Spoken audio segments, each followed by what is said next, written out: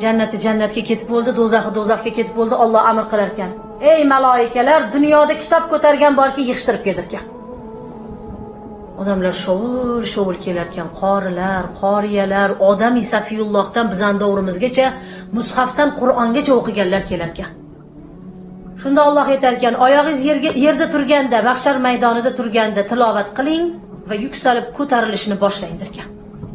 Mana shunday yerga qarab turib Qur'onni nechta sura bilasiz? Bismillahdan keyin alhamdulillahi robbil alamin arrohmanir rohim maliki yawmiddin. Qorilar parvoz qila boshlar ekan.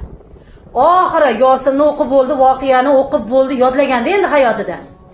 Mulkni yodladi, 3-4 ta zamdan yodlab berdi-da, Nos surasiga kelganda to'xtadi-da, Alloh bilganim adadi shu yergacha edi deb to'xtasa, to'xtab qolgan jannatida abadul abad qolsin deb aytar ekan Alloh.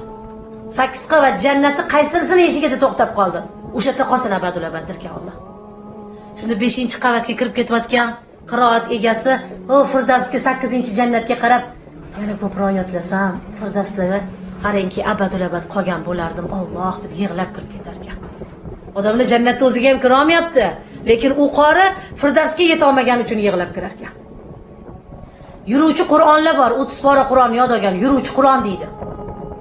Sarvari koinot alayhissalom marhamat qildilarki, 30 pora Qur'onni yod olgan odamni jasadini qabrda qurt yemaydi dedilar. Qo'yilgandek qiyomat kuni turib keladi dedilar. Qur'onni suv qilib ichib, go'sht-go'shiga, etiga joylagan odam qabrda chirimas ekan azizlar, o'zida turar ekan.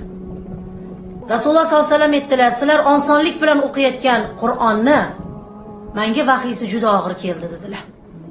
Titrab, qaqshab, oyoq qo'llaridan jon qochib, lablari ko'kargan holatda qarangki, Qur'onni vahiysini qabul qilar ekanlar.